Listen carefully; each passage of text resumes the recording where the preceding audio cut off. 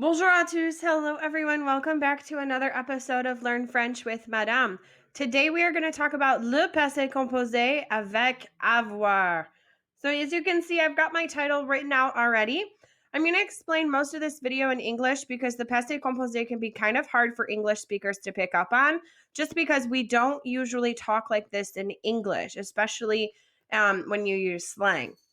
So let's go ahead and talk about what exactly the passé composé is to begin with. So on the left-hand side right here, I'm going to draw a timeline. And in here, I'm going to talk about all of the tenses that we've already learned. So we have learned already le présent. Then we had learned the futur proche, which is the near future. We also learned the passé récent, the recent past.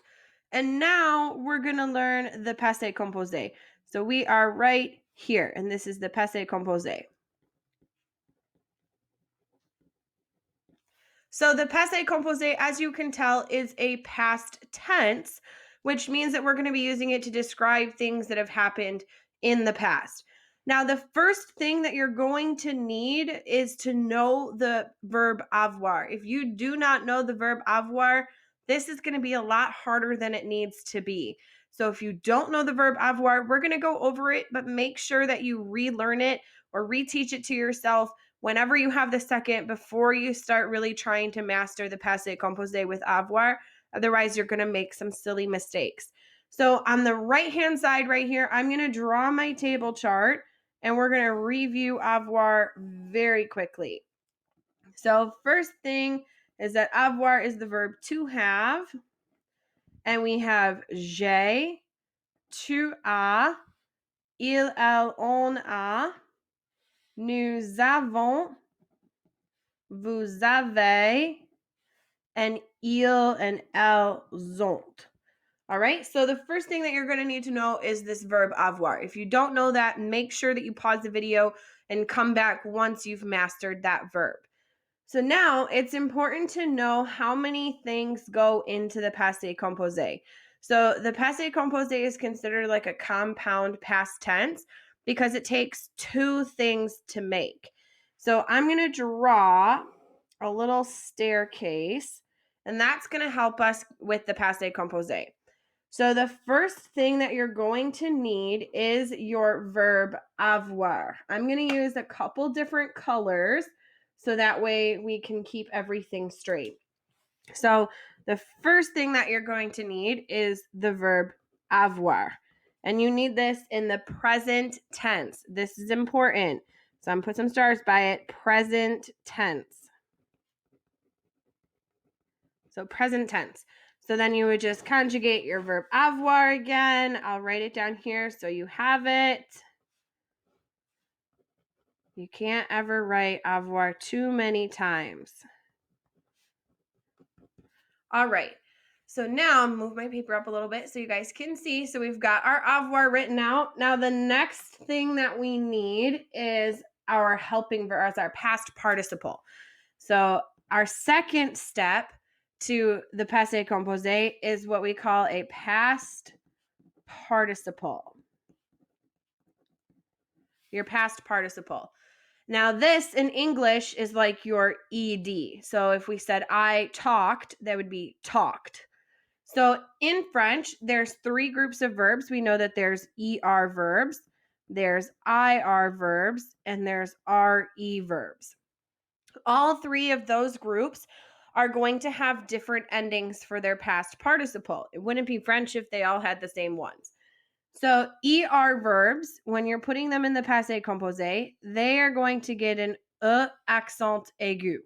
And we're going to do an example of that. So for example, if I have the verb parler, I'm going to change it to parler with that accent aigu in the passé composé.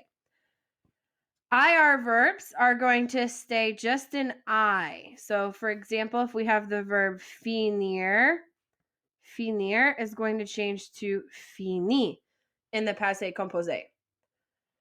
Re verbs are the oddball out. So re verbs switch to a U in the passé composé. So with the verb répondre,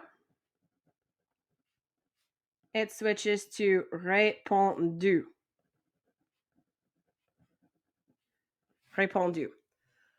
Okay, so that is the main concept of the passé composé. We're going to do some examples, and I want to talk about irregular verbs too. But let's do some examples of this first. So our first example that we're going to do, we're going to say, I talked to Madame. All right, I talked to Madame. So now we're going to take bring our I down. So we've got je or j'ai apostrophe. The first thing that we need, we got to go up our staircase. So the first thing that we need is our form of avoir. So we're going to pick A. So j'ai. Now we need our past participle. We're going to take our verb to talk, which is parler. It ends in er. So we're going to switch it to an e accent aigu. So we're going to write parler. And now we just need à madame for our to madame. And now we're done. That is the passé composé. Let's do a couple more examples. So let's do another example and say, y'all, let's say chose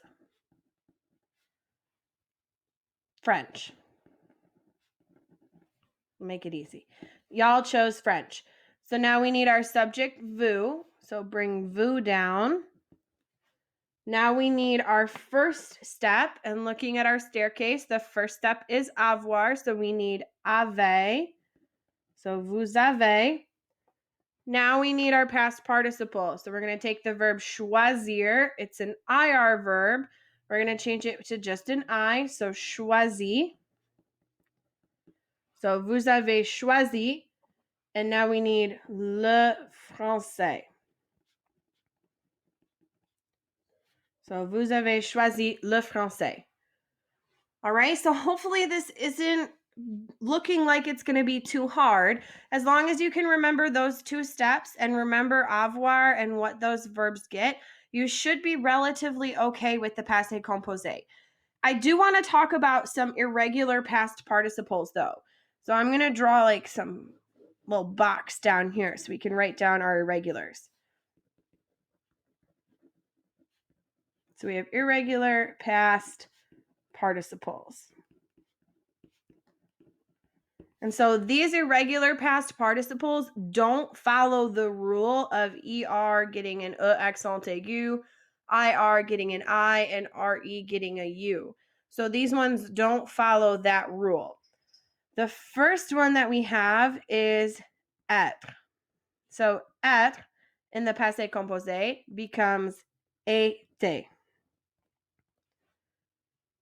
Next is faire. And faire becomes fait. Just like the present tense conjugation. Up next, we have avoir. So avoir is irregular in the present and the past. So avoir changes to eu, EU. Our next one is vouloir. Vouloir changes to volu.